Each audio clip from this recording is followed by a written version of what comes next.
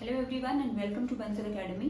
सो हम अपने क्लासेस के अंदर सेल सरफेस रिसेप्टर्स को डिस्कस कर रहे हैं। हमने जीपीसीआर को कम्प्लीटली कवर कर लिया है। पिछली क्लास में मैंने आपको आरटी के क्या होते हैं, रिसेप्टर टायरोसिन क्या होते हैं, कैसा उनका स्ट्रक्चर होता है, किस तरीके के सिग्नल्स जो हैं उनके साथ बाइंड करते हैं, ये भी हमने चीज़ें कवर कर ली हैं।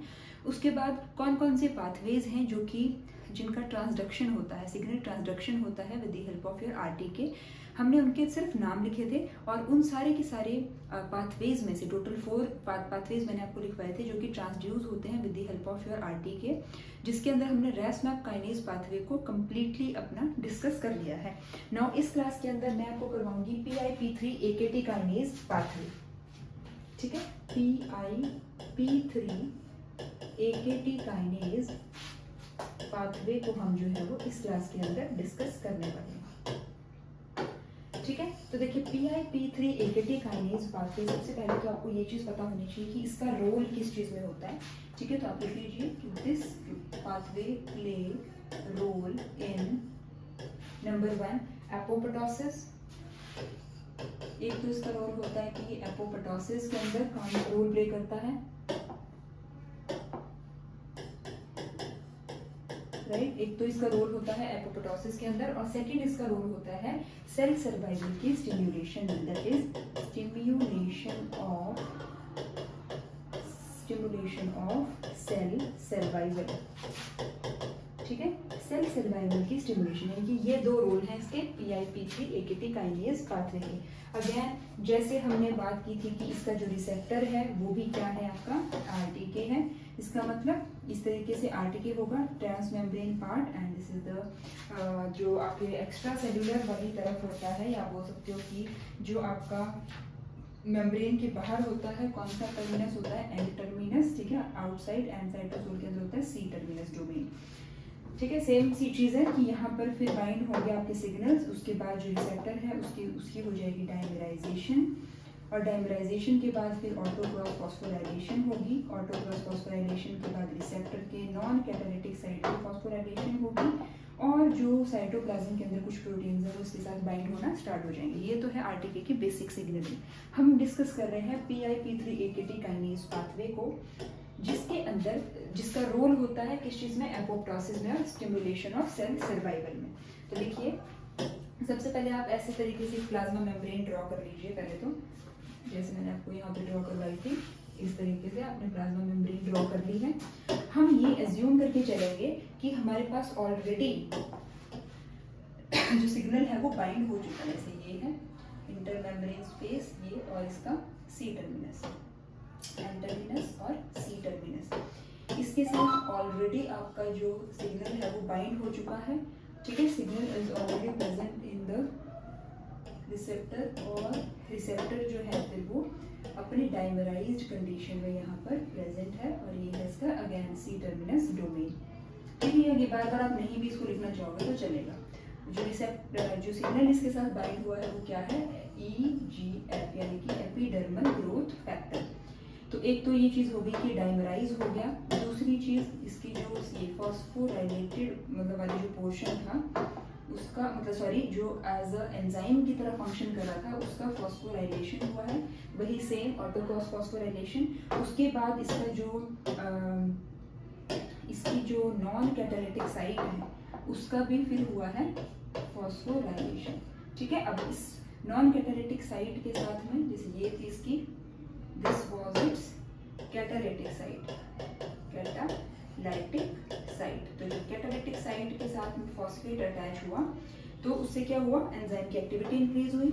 और जब नॉन कैटालिटिक साइट का फॉस्फोराइलेशन हुआ,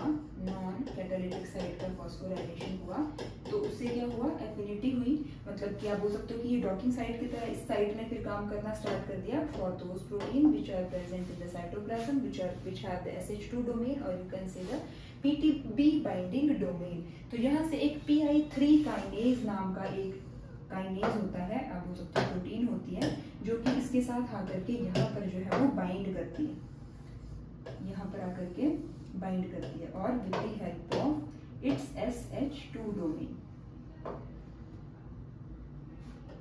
ठीक है, तो इसका नाम क्या है, PI3 काइनेज, PI3 और साथ में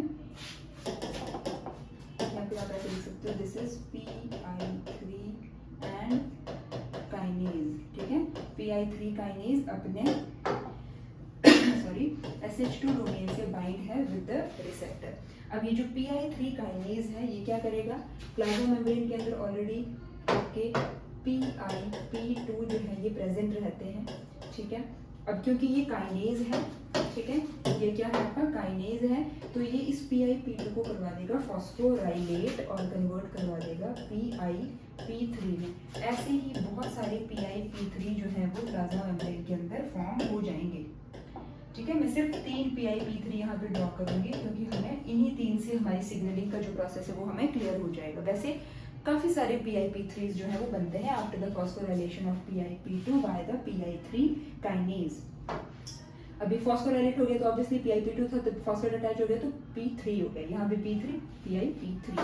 अब जब PIP3 हो गया है तो इस PIP3 के बाद के पास में साइटोसोल के अंदर कुछ प्रोटीन्स अगेन आकर के बाइंड करती हैं, ठीक है। तो देखो कौन कौन से प्रोटीन, जैसे इस PIP3 के साथ आकर के बाइंड करना शुरू हो जाएगी mTORC2, mTORC2 प्रोटीन आकर के बाइंड करना शुरू कर देगी। उसके बाद आपका जो ये वाला होगा PIP3, ये वाला, इसके साथ में बाइंड हो जाएगी AKT काइनेज प्रोटीन, ठीक है, AKT काइनेज बाइंड हो जाएगी। और जो आपकी ये वाली है PIP3, इसके साथ में बाइंड हो जाएगा आपका तीसरी टाइप की प्रोटीन विच इज PDK1, ठीक है, PDK1। अब ये जो प्रोटीन्स इनके साथ में बाइंड हो रही है ना, अब जैसे देखो ये जो प्लाज्मा मेम्ब्रेन के अंदर PIP3 था, इसके साथ आकर के साइटोसोल से जो प्रोटीन बाइंड हो रही हैं, इन प्रोटीन्स के पास भी कोई एक स्पेसिफिक डोमेन है यहाँ पर, उसका नाम है PH डोमेन। अपने PH डोमेन से आकर के ये सारी की सारी प्रोटीन जो हैं वो PIP3 के साथ में बाइंड हो रही हैं। PH डोमेन का फुल फॉर्म है pleckstrin homology domain. It stands for plextrin. It is plextrin homology domain. क्या है? plextrin homology domain. तो अब क्या होगा कि जब इस तरीके से ये बाइंड होगी ना, तो देखो ये mTOR जो है फॉस्फोराइलेट करेगी AKT काइनेज को और PDK1 भी फॉस्फोराइलेट करेगी AKT काइनेज को। और जब ये दोनों तरफ से फॉस्फोराइलेट हो जाएगा तो ये रिलीज होकर के आ जाएगा साइटोसोल के अंदर। AKT काइनेज जो है वो फॉस्फोराइलेट होकर के आ चुका है आपका साइटोसोल के अंदर, और इस टाइम पे ये किस फॉर्म में है, इट इज एक्टिव। यहाँ लिख देती हूँ, एक्टिव फॉर्म में जो है ये प्रेजेंट है और साइटोसोल के अंदर आ चुका है। इसी AKT काइनेज का और भी नाम है, that is protein kinase B, इसको बोल देते हैं हम लोग। इसको और हम क्या क्या बुला सकते हैं, प्रोटीन काइनेज बी बुला लो, या फिर AKT काइनेज तो हम बोल ही रहे हैं, साथ में आप इसको बुला सकते हो सीरीन थ्रियोनिन काइनेज, ठीक है, सीरीन थ्रियोनिन काइनेज भी आप इसे बुला सकते हो, that is serine threonine kinase भी हम इसको बुला सकते हैं, इसको AKT काइनेज को, ठीक है जी। तो ये देखिए ये इसी के नाम है,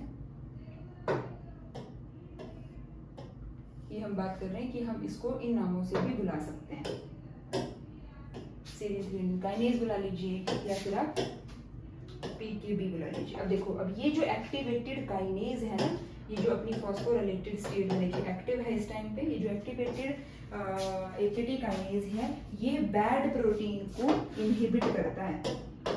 ये क्या करता है, एक प्रोटीन होती है बैड नाम की, इसको ये करता है, बैड प्रोटीन है, इसको ये इनहिबिट करता है। जब AKT काइनेज एक्टिव होता है तो उस टाइम पे बैड प्रोटीन की इनहिबिशन होती है, जिसकी वजह से एपोप्टोसिस की भी क्या हो जाती है, इनहिबिशन, एपोप्टोसिस इनहिबिशन, ठीक है। बैड इनहिबिट हो गई, इनहिबिट किया किसने, AKT काइनेज ने, जिसकी वजह से फिर क्या हुआ, एपोप्टोसिस की ही क्या हो गई, इनहिबिशन हो गई। उसके बाद फिर AKT काइनेज एक्टिव जो है वो एक और प्रोटीन को इनहिबिट करता है जिसका नाम है फॉक्सो, ठीक है। फॉक्सो प्रोटीन को ये इनहिबिट करता है और जो फॉक्सो है फिर वो इंटर्न एक्टिवेट कर देती है आपकी बिम प्रोटीन को और फिर ये भी क्या करवा देती है, एपोप्टोसिस। यही देखा था ना हमने, ये पाथवे है ही क्या, करवाता ही क्या, एपोप्टोसिस या फिर इसकी सेल की स्टिमुलेशन करवाता है। तो हम बात करें अभी एपोप्टोसिस किस तरीके से जो है ये करवा रहा है। उसके बाद फिर एकेटी काइनेज और क्या करता है, ये क्या करता है, GSK3 को इनहिबिट करता है। ठीक है, ये क्या करता है, इनहिबिट करता है GSK3 को, और GSK3 इन टर्न किसको इनहिबिट कर रही होती है, MCL1 को। ठीक है, GSK3 किसको इनहिबिट कर रही होती है, MCL1 को। और ये जो MCL1 है ये क्या है, एंटी एपोप्टोटिक प्रोटीन है। ठीक है, MCL जो है it is anti apoptotic protein. ठीक है, और इससे भी फिर क्या हो जाएगा, इनहिबिशन ऑफ एपोप्टोसिस। इससे फिर क्या हो जाएगा, इनहिबिशन ऑफ एपोप्टोसिस। अब देखो इसका मतलब समझाती हूँ मैं आप लोगों को, देखो ध्यान से। एकेटी काइनेज क्या करता है, GSK3 को देखो इनहिबिट कर रहा है, यानी कि जब एकेटी काइनेज फॉस्फोराइलेटेड है इसका मतलब एकेटी काइनेज क्या है, एक्टिव है। अपने एक्टिव स्टेट में ही GSK3 को इनहिबिट कर रहा है, ये चीज क्लियर हो गई। बट GSK3 जब एक्टिव होता है, जब ये एक्टिव होता है सॉरी, तो इसका काम क्या होता है, इसका काम होता है MCL1 को इनहिबिट करवाने का। और MCL1 क्या है, एंटी एपोप्टोटिक प्रोटीन है, मतलब कि एपोप्टोसिस नहीं होने देती MCL1। तो फिर अगर MCL1 इनहिबिट हो जाती है तो एपोप्टोसिस भी फिर क्या हो जाती है, इनहिबिट हो जाती है। बट ये होता कब है, जब GSK3 एक्टिवेटेड हो, यानी कि जब ये एक्टिव हो तब फिर ये इनहिबिशन करवा सकती है। मतलब जब ये काम कर रही होगी तभी तो जो इसका काम है दैट इज MCL1 की इनहिबिशन, तभी तो ये अपना काम करवा पाएगी ना। बट अगर देखो यहाँ पे क्या हुआ है, यहाँ पे इसको एकेटी फॉस्फोराइलेटेड एकेटी काइनेज ने इनहिबिट करके रखा हुआ है, किसको, GSK3 को। तो यहाँ पर GSK3 जो है वो क्या है, इनहिबिटेड फॉर्म में प्रेजेंट है बाय द एकेटी काइनेज 1। तो यहाँ पे GSK3 इसका मतलब कैसी है, इनएक्टिव है, जिसकी वजह से क्या होगा कि GSK3 अपना MCL1 को इनहिबिट करने का काम जो है वो नहीं कर पाएगी। ठीक है, तो GSK3 फिर इसको इनहिबिट नहीं कर पाएगी। ठीक है, और अगर GSK3 इसको इनहिबिट नहीं कर पाती है तो इसका क्या मतलब है कि MCL1 क्या है, एक्टिव है ना, इसका यही मतलब है ना। इसका मतलब क्या है कि MCL1 क्या है, एक्टिव है। और अगर ये एक्टिव है तो हमको ये पता ही है कि ये एक एंटी एपोप्टोटिक प्रोटीन है और एपोप्टोसिस का फिर क्या हो रहा है, इनहिबिशन, क्योंकि एंटी एपोप्टोटिक है मतलब इनहिबिशन को क्या कर रही है, रोक रही है। उसी तरीके से वहां पर भी एपोप्टोसिस का क्या हो रहा है, इनहिबिशन। ठीक है, apoptosis play role in the apoptosis inhibition. देखिए एपोप्टोसिस इनहिबिशन ऐड कर लो यहाँ पे, एपोप्टोसिस। अगर सॉरी अगर मैंने स्टार्टिंग में सिर्फ ये आपको बताया है कि एपोप्टोसिस में रोल प्ले करती है, तो आपने इसको करेक्ट करना है। आपने लिखना है कि एपोप्टोसिस की इनहिबिशन में, मतलब कि एपोप्टोसिस होने से रोकती है PIP3 काइनेज। ठीक है, एपोप्टोसिस नहीं हो पाता इसी वजह से। तो हमने क्या क्या देख लिया, सबसे पहला हमने ये देखा है कि बैड प्रोटीन को इनहिबिट करती है, जिसकी वजह से फिर आपका जो एपोप्टोसिस है वो क्या हो जाता है, इनहिबिट हो जाता है। ठीक है, उसके बाद एकेटी काइनेज जो है वो फॉक्सो को इनहिबिट करती है, फॉक्सो बिम को एक्टिवेट करती है, जिसकी वजह से फिर से क्या हो रहा है, एपोप्टोसिस का इनहिबिशन।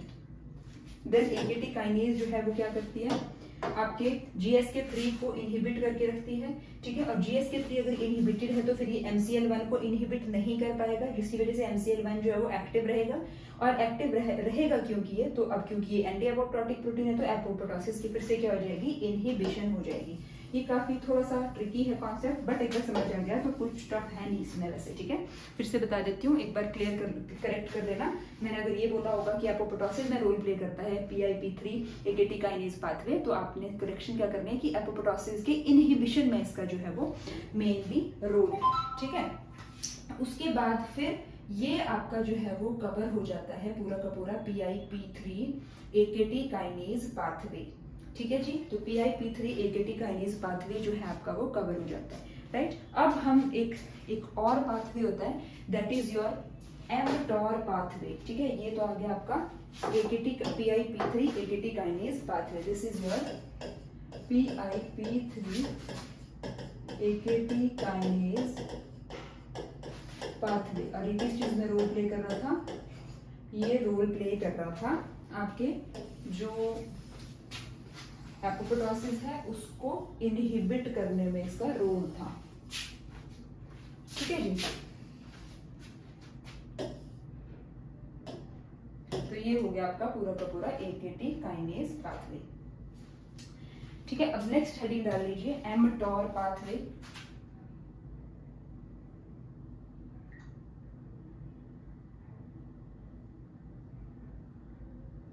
डालिए हेडिंग जल्दी से mTOR पाथवे की। mTOR पाथवे जो है ना वो भी बिल्कुल सिमिलर ही होता है इसी की तरह, मतलब कि कुछ पोर्शन तक जो है वो बिल्कुल सिमिलर है। कहाँ तक सिमिलर है? AKT काइनेज की फॉस्फोराइलेशन तक जो प्रोसेस है ना mTOR का, वो बिल्कुल सेम टू सेम होता है। उसके बाद फिर डिफरेंस आता है, AKT काइनेज की फॉस्फोराइलेशन के बाद जो है वो डिफरेंस होता है आपके mTOR के पाथवे में, ठीक है।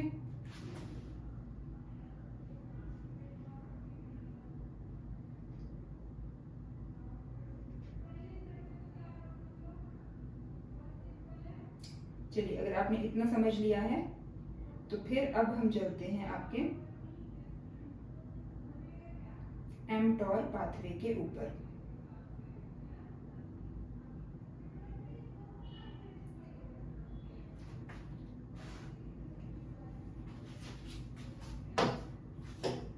यहाँ पे आप एक और लिख लो, एक और प्रोटीन होती है जिसको ये एक्टिवेट करता है, MDM2। और फिर ये जो MDM2 जब एक्टिवेट होती है तो MDM2 क्या करती है?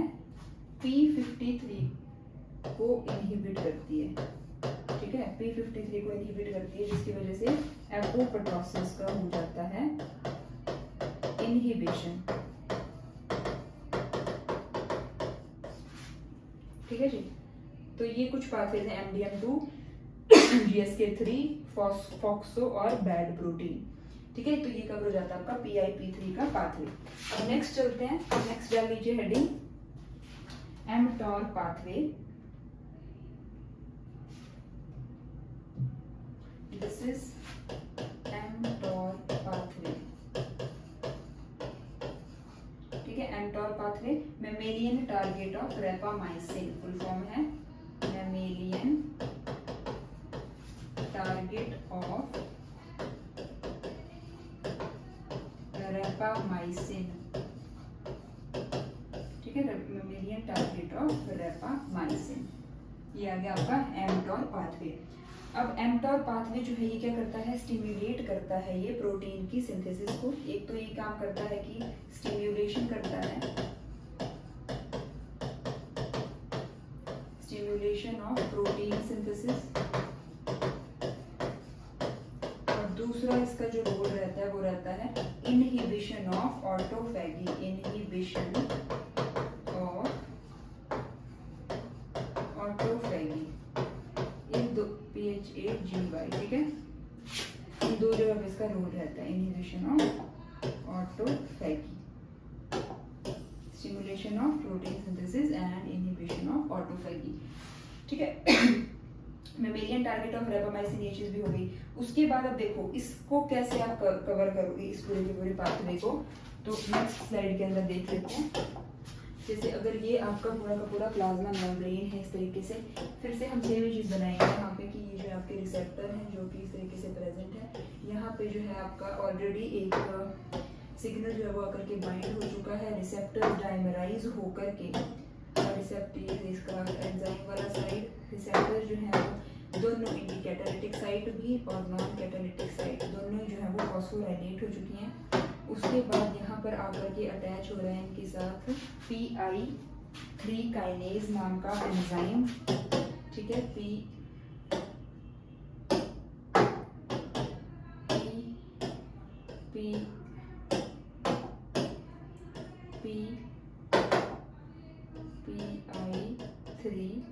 काइनेज का एंजाइम आकर के या वो सबसे प्रोटीन आकर के अटैच हो रही है, और अटैच हो भी रही है तो अपने किस डोमेन से? अपने PH2 डोमेन से यहाँ पर आकर के बाइंड हो रही है। और जब ये बाइंड हो रही है इसके साथ में, तो फिर क्या हो रहा है, PI3 काइनेज जो है वो PIP2 को कन्वर्ट, PIP2 जो कि प्लाज्मा मेम्ब्रेन के अंदर प्रेजेंट है, इसके ऊपर जो है ये फॉस्फेट अटैच करवा करके इसको कन्वर्ट कर रहा है PIP3 में, अगेन PIP3 में और PIP3 के अंदर। ठीक है जी। अब इन प्रोटीन्स के साथ में आकर के साइटोसोल से आकर के कुछ प्रोटीन्स वापस बाइंड होना स्टार्ट होती हैं, जैसे कि यहाँ पे आकर के mTORC2 बाइंड होती है। इसके साथ में AKT काइनेज बाइंड होता है, AKT काइनेज जो है वो बाइंड होता है। और आपका अगर बच गया PIP3, तो इसके साथ में आकर के बाइंड होता है PDK1। और अपनी कौन सी साइट से आकर के ये बाइंड होते हैं, तो आप क्या बोलोगे कि ये साइट होती है इनकी PH डोमेन, प्लेक्सट्रिन होमोलॉगी डोमेन। अपने PH डोमेन से आकर के बाइंड होते हैं, this is the PH domain. अब क्या होगा नेक्स्ट स्टेप में कि ये जो mTORC2 है ये भी, और इधर से PDK1, दोनों ही AKT काइनेज को करते हैं फॉस्फोराइलेट, जिसकी वजह से AKT काइनेज आ जाता है साइटोप्लाज्म के अंदर अपनी एक्टिवेटेड फॉर्म में। ठीक है जी, फॉस्फोराइलेटेड फॉर्म में आ जाता है साइटोसोल के अंदर। अब जब ये इस तरीके से साइटोसोल में आ चुका है, तो उस टाइम पे फिर क्या होता है, उस टाइम पे फिर देखो, अगर हाई ATP टू AMP की कॉन्सेंट्रेशन है, अगर इस केस में देखो यहाँ पे हाई, अगर यहाँ पे high ATP to AMP concentration है, high ATP to AMP concentration है, तो उस केस में क्या होता है कि ये जो AKT काइनेज है ना, ये दो प्रोटीन्स को क्या करता है, इनहिबिट करके रखता है। कौन सी है वो दो प्रोटीन्स, TSC1, ठीक है, और दूसरी प्रोटीन का नाम है TSC2। ठीक है, इन दो प्रोटीन्स को इनहिबिट करके रखता है। अब जब ये दो प्रोटीन्स इनहिबिटेड रहती हैं, तो ये दो प्रोटीन्स का काम होता है एक और प्रोटीन को इनहिबिट करने का, दैट इज RHEB। ये एक रेब प्रोटीन है। रेब जो है एक स्मॉल जी प्रोटीन होती है, मैंने आपको जब स्मॉल जी प्रोटीन्स करवाई होंगी तब उसमें रेब की जो है वो एग्जाम्पल लिखवाई होगी। ठीक है, तो रेब जो है वो इनहिबिट की जाती है TSC1 और TSC2 के द्वारा। अब ये जो रेब है इसका काम होता है एक्टिवेट करने का, किसको, एक और साइटोसोलिक प्रोटीन को ही, और नाम है mTORC1। ये एक्टिवेट करती है mTORC1। देखिए कंफ्यूज नहीं होना है, यहाँ पर C1 है और जो PIP3 के साथ बाइंड हुई है वो C2 है। ठीक है, तो mTORC1 को इसने क्या कर दिया, एक्टिवेट कर दिया। ठीक है, mTORC1 को इसने कर दिया एक्टिवेट। अब ये जो mTORC1 है ये क्या करेगी, ये आगे जाकर के ऑटोफेजी को इनहिबिट करती है, ऑटोफेगी की PHEGY, ऑटोफेगी को इनहिबिट करती है mTORC1। और जो आपका mTORC1 ही है, ये एक और काम, एक और प्रोटीन को इनहिबिट करता है। ये उस प्रोटीन का नाम क्या है, एक और प्रोटीन को जिसको ये इनहिबिट करता है, नाम है उसका, उसका नाम है यूकैरियोटिक इनिशिएशन फैक्टर 4EBP1, यानी कि eukaryotic initiation factor 4E binding protein 1। ठीक है, इस ये इनहिबिटेड रहती है किसके द्वारा, mTORC1 के द्वारा। और इसका वैसे क्या काम होता है, जब ये अगर ये एक्टिव हो तो ये इनहिबिट करती है EIF4E को। ठीक है, ये इनहिबिट करके रखती है EIF4E को इनहिबिट करके रखती है। और जब इसका इनहिबिशन होता है तो mRNA की होती है ट्रांसलेशन, तो mRNA की होती है आपके ट्रांसलेशन, mRNA। या फिर आप एक काम कर सकते हो, इसको थोड़ा छोटा कर दो ऐसे करके, काफी बड़ा बड़ा आपको दिखाई देता होगा ये। इसको थोड़ा ऊपर शिफ्ट कर लेते हैं। ठीक है, इसको ऊपर शिफ्ट कर लिया, फिर तो इसको छोटा करने की जरूरत है नहीं, है ना। अब ये क्या करती है, जब ये इनहिबिटेड एक्टिव होती है तो उस टाइम पे ये फिर mRNA को ट्रांसलेट करती है। mRNA, अभी लिख लो आप लोग, उसके बाद फिर जब लिख लोगे तो फिर मैं आपको समझाती हूँ साथ साथ में, ठीक है। तो देखो mRNA की ट्रांसलेशन हो रही है, ठीक है। और mRNA की ट्रांसलेशन का क्या मतलब है कि प्रोटीन की सिंथेसिस हो रही है, और दूसरा इनहिबिशन ऑफ ऑटोफेगी। यही दो काम होते हैं mTOR पाथवे के, तो यही हमने देख लिया। देखिए यहाँ पे ऑटोफेगी की एक तो इनहिबिशन हो रही है यहाँ पर, है ना, ऑटोफेगी को इनहिबिशन कर रहा है ये यहाँ पर, ठीक है। और दूसरा एक तो आ गया mRNA की ट्रांसलेशन, प्रोटीन सिंथेसिस। अब एक और तरफ से प्रोटीन को ये सिंथेसाइज कर पाती है, कैसे कर पाती है कि ये जो mTOR C1 है ना, ये जो mTOR C1 है ये एक और काम करती है। क्या काम? कि ये S6 काइनेज को एक्टिवेट करती है, ठीक है। S6 काइनेज का एक्टिवेशन करती है, जिसकी वजह से S6 का राइबोसोमल, इसका ये देखो S6 यहाँ पे राइबोसोमल प्रोटीन S6,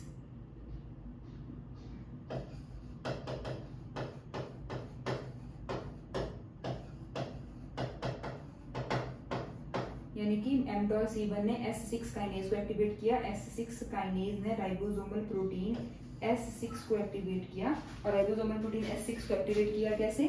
तो फॉस्फोराइलेट करवा करके, और इससे फिर क्या होती है? फिर से mRNA की ट्रांसलेशन, ठीक है। और अगर एक तो ये चीज, पहले ऐसा आप एक काम करो, ये वाला पाथवे जो है ना इसी को अच्छे तरीके से समझो, आपको बड़ी कंफ्यूजन हो रही होगी इसमें फिलहाल के लिए। रुको एक सेकंड,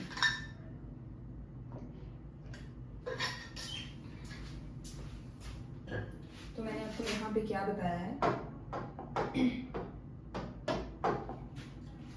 कि ये वाला जो पाथवे, जैसे सिग्नल आया, बाइंड किया, रिसेप्टर डाइमराइज हुआ, उसके बाद इसकी कैटालिटिक साइट फॉस्फोराइलेट हुई, उसके बाद नॉन कैटालिटिक साइट फॉस्फोराइलेट हुई, साइटोसोल के अंदर से PI3 काइनेज आकर के अपनी SH2 डोमेन की हेल्प से आकर के इसके साथ जो है वो बाइंड किया।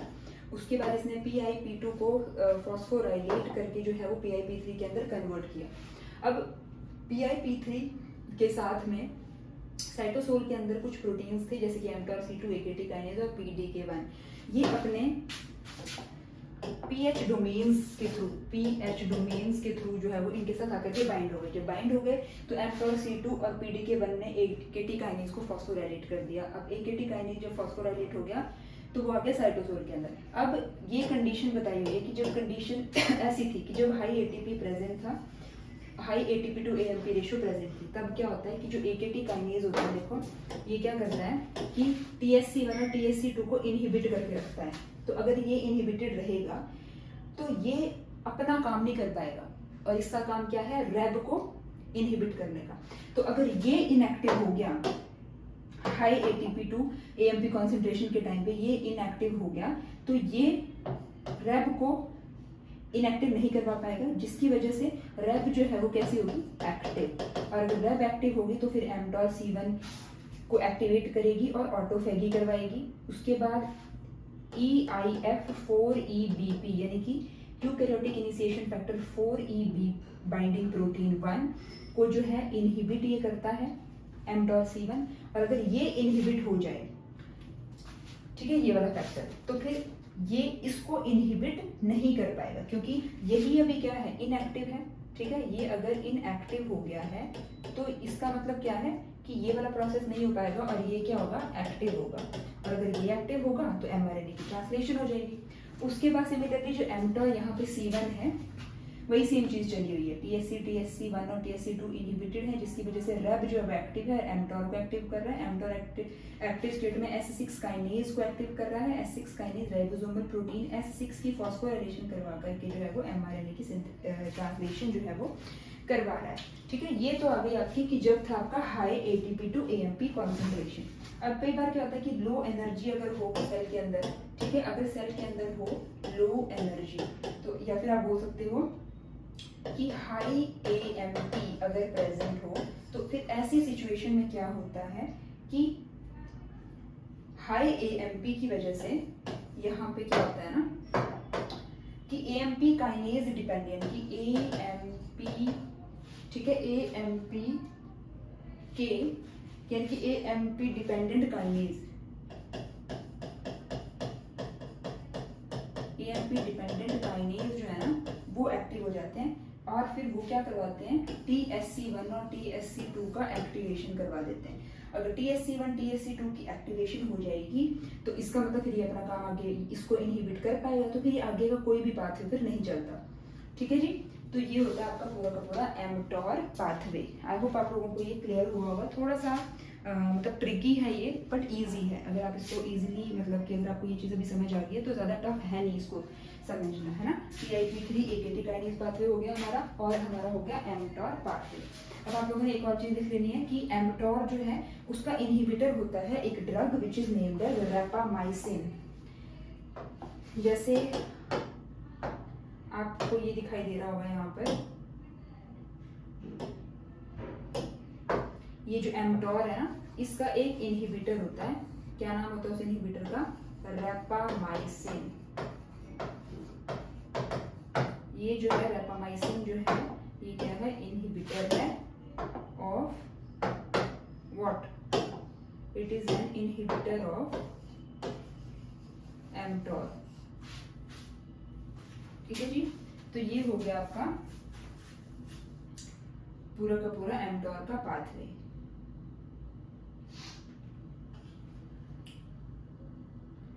तो इसमें आपको ध्यान क्या रखना है कि आपका जो mTOR का पाथवे है, सबसे मेन जो चीज़ आपको ध्यान रखनी है वो यही है कि इसका रोल कहाँ आता है। कि जो mTOR पाथवे है, एक तो इसका रोल है प्रोटीन की सिंथेसिस में और दूसरा रोल है इनहिबिशन ऑफ ऑटोफेगी।